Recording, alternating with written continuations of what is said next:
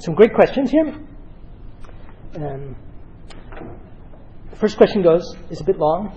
In Romans, Paul says that the gospel went out to the Gentiles, because of the failure of a majority of Jews to believe.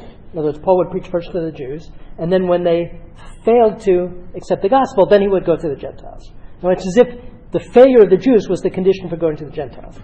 But you say that Jesus gave the commission to the apostles to go to the nations long before that, right? Just before the ascension, Jesus gave that mission to the apostles to go to all nations. So did it depend on the Jews not accepting it or not? That would be the question. Well, not directly, no. In other words, yes, Jesus gave the commission to all the apostles to go to all nations. But nevertheless, first of all, it was natural, and it was in the right order of things that they preach it first to the Jews, because that was promised to them. That was an obligation of justice, as we said. And so it was right and good that the Jews be the first recipients of the gospel, just as they were the recipients of the living word of Jesus himself. Right? But nevertheless, so when Paul went out to the Gentiles, when Paul went out on his missionary voyages, he went first to the synagogues. So even in Asia Minor and Europe, throughout the Roman Empire, he preaches first to the Jews. And he also preached to the Gentiles who were God-fearing. But he didn't go and preach, in the public square. His preaching at first centered always in the synagogue. And he would only go to other places when the Jews were no longer receptive, when they chased them out or provoked a riot or something like that. And so in practice, the fact that he was persecuted by members of the Jewish community, obviously many of those members did come to believe and became members of the church. But those that didn't and persecuted Paul, that was providential. It was part of God's plan, because that then made it easier, as it were, to go into the marketplace, to go into the Areopagus, to go preach in other formats that made it easier for him to have contact with Gentiles. Right? So it was a matter of practice more than anything else. But we can see that it was part of God's providential plan. And that's why Paul says that when he's trying to make sense of why so many of the Jews in the diaspora didn't receive the gospel. We don't know the percentages. Many did, but many didn't. So when he's trying to make sense of that, he brings in that idea that it's part of God's providential plan. The veil that was put over a part of Israel to keep them from seeing. Why? Because of what we spoke about in the talk. If only Jews had come in, and if the Jews had come in mass, the Gentiles probably wouldn't have come in, because the Jewish Christians would have continued to observe the law, and that would have been an obstacle to the Gentiles coming in. And so that's why he sees it as providential that the majority of the Jews didn't accept, or whatever percentage it was, even though the mandate to go to the Gentiles was there from the beginning. Does that make sense? The mandate was there from the beginning, but the fact of the non-belief of a large part of Israel made the mission easier to the Gentiles. And of course, Paul's hope is that in the end, all of Israel will be saved. But that fullness will only come in the end time. And we don't know when that will be, but it's not unreasonable to think that we're closer to it now, obviously, than we were when Paul was preaching. And perhaps much closer to it than we realized. Okay, but nobody knows. Were there any Jewish popes after Peter? I don't really know the answer to this. Does anybody know? I think it was the first 2 or 3 popes. Right, Linus. It's hard to know. So we know that Peter, Linus, Cletus, Clement. Now we have Clement's letter. So the 4th pope, and so the first, the second, and the third, we have no documents for them, Linus and Cletus. The 4th pope, we have a fantastic letter that he wrote to the Corinthians. And the letter is entirely based on the Old Testament. What happened was that the community in Corinth had fallen into schism again. Right? We can see that they were schismatic when Paul wrote to them the first time. But this is some 30 years after the death of Peter and Paul. The Bishop of Rome has to write to them because they've again fallen into schism against their rightful bishop and priests. And so it's very interesting that who is it that writes to this community? The Bishop of Rome. That's not accidental. Obviously the primacy isn't set out in canon law yet because there is no canon law. But we can see it in practice already in this first document that comes down to us.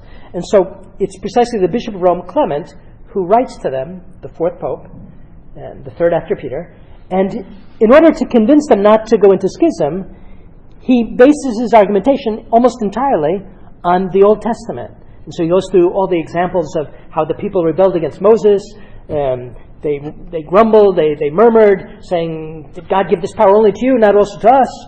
And they got swallowed up by the earth opened up, and they went down living into hell. Anyway, so that's just from the books of Moses. And so Clement quotes all of this. Does that mean he's Jewish? We don't know. But there's no question that the consciousness of the church at this moment, the year 96, is very Jewish. In other words, they're steeped in the Old Testament. And it's clear that from many of his phrases that much of what he's speaking about is liturgical. That the Old Testament was with them in the liturgy, that it was the fabric of their life. It was what came to mind to use in a case like this. It would seem that the Gentiles that had entered the church, could have become so conversant in such a short time with the whole Old Testament. But they could have. We don't know. So I don't know whether Clement was... It's like Luke.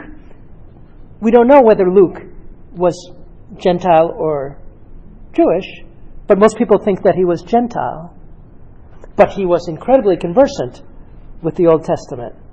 And how? Well, in the church, because in the church it was living. In the church it was the liturgy. In the church it was passed on precisely by the Jewish Christians, right? Like Paul. So where did Luke get it from? Obviously from Paul. So I don't know whether Clement was Jewish or not, but he certainly writes as if he were. Okay. Maybe somebody else can answer that better. Didn't Paul regret using philosophical arguments in one instance in Greece and resolve to only speak of Christ and Him crucified? That's a good question. I don't think so. He says in the letter to Corinthians, he says that he's resolved only to speak of, that he doesn't speak with words of worldly wisdom, but that he's speaking of Christ and Him crucified. And we'll talk more about this in I think it's the fifth talk.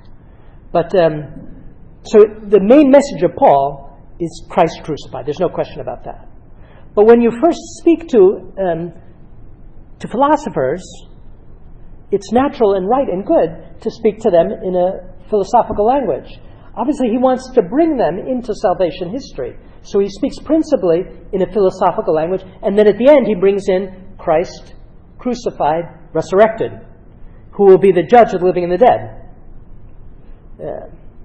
And that's when the philosophers have trouble. And they say, well, we'll hear you some other time.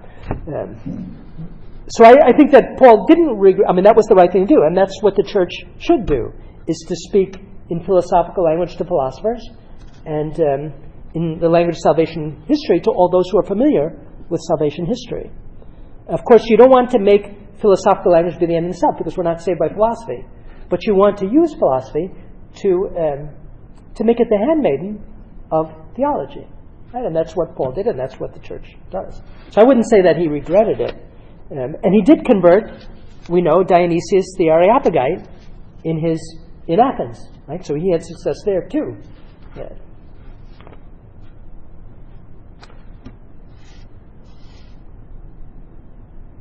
Did Paul receive irresistible grace?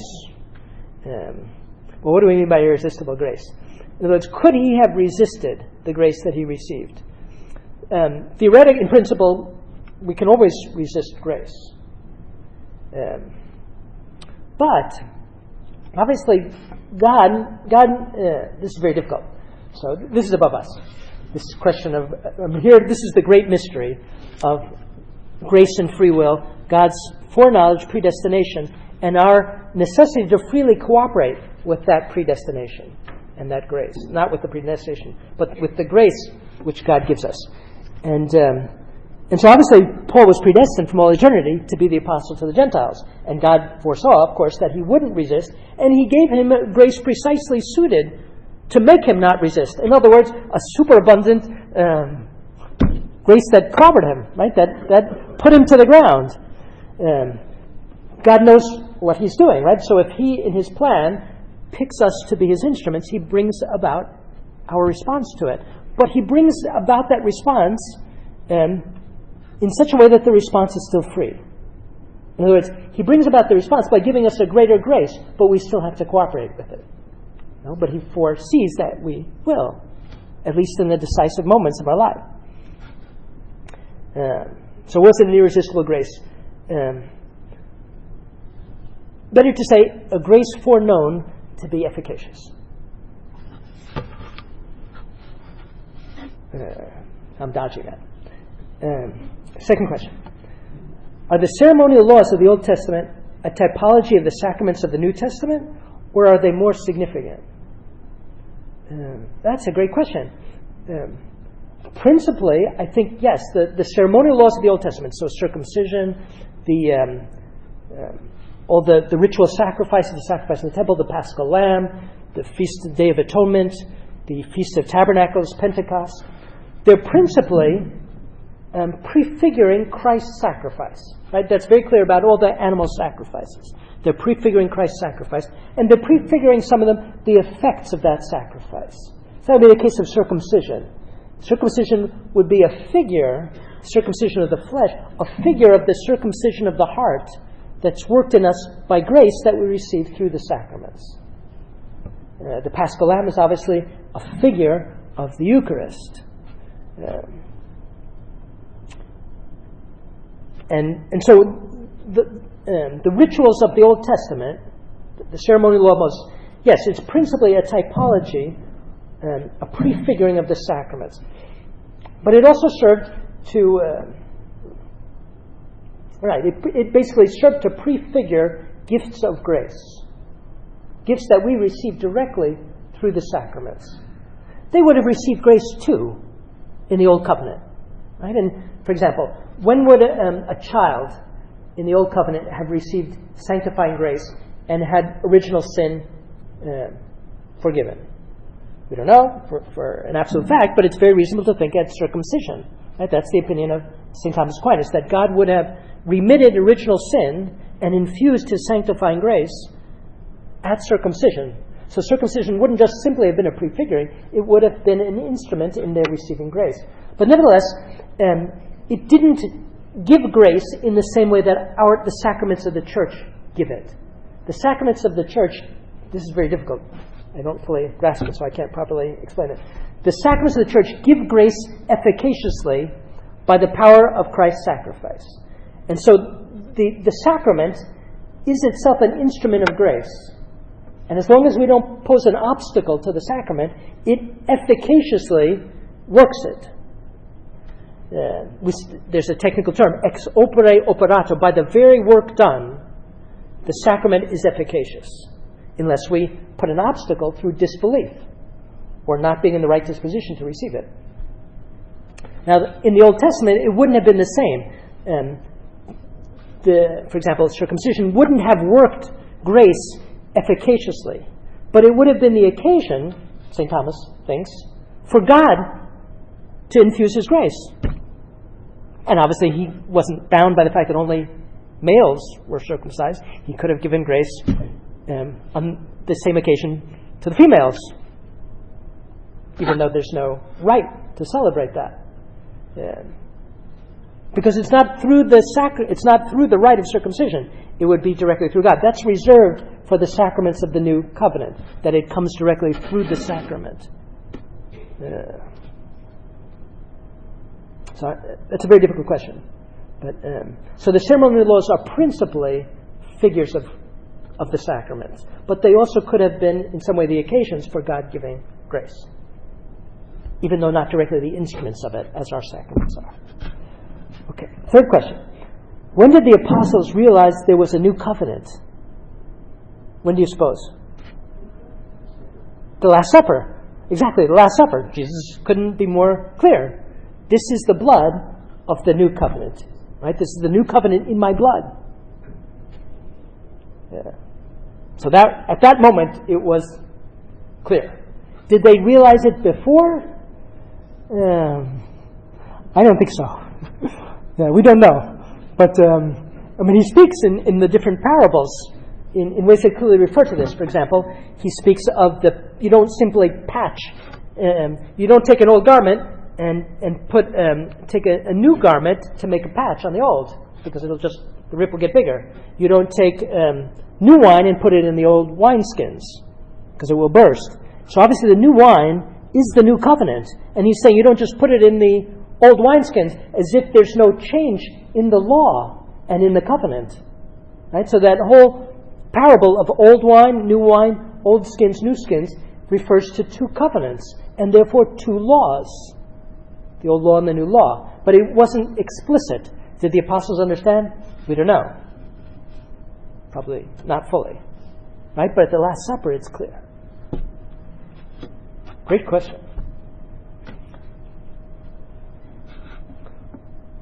Another question. Why in the modern church do we have obligations which are not simply moral? In other words, in the Old Covenant, in the Mosaic Law, there was the moral law, the Ten Commandments, and then there were ceremonial precepts, the kosher laws, dietary laws, many other things, and there were judicial precepts as well that had to do more with civil law. And so we said that the moral law obviously is never abrogated. God gives us the grace to fulfill it better. In other words, the new law of Christ is more demanding in terms of the moral law because we're given a greater grace to put it into practice. But the ceremonial and the judicial precepts are no longer binding, we said. And so the question is asking, well, why in the church today, the law isn't solely moral? There are also ceremonial precepts that bind Christians. For example, fasting on Friday, attending church on Sunday, contributing to the church, and other things. So why do we still have ceremonial laws in the church? It's a great question. And the answer would be because it's part of man's nature that it's fitting for us not just to have a moral law, but also a ceremonial law. And why is that? Because divine worship needs to be carried out by using symbols. We're not angels. If we were angels, well, even the angels have some kind of liturgy, which we don't know what it is, and we hope to participate right in heaven, the celestial liturgy. But angels don't have bodies, and so they don't have senses. And so their worship isn't sensible, doesn't involve ritual.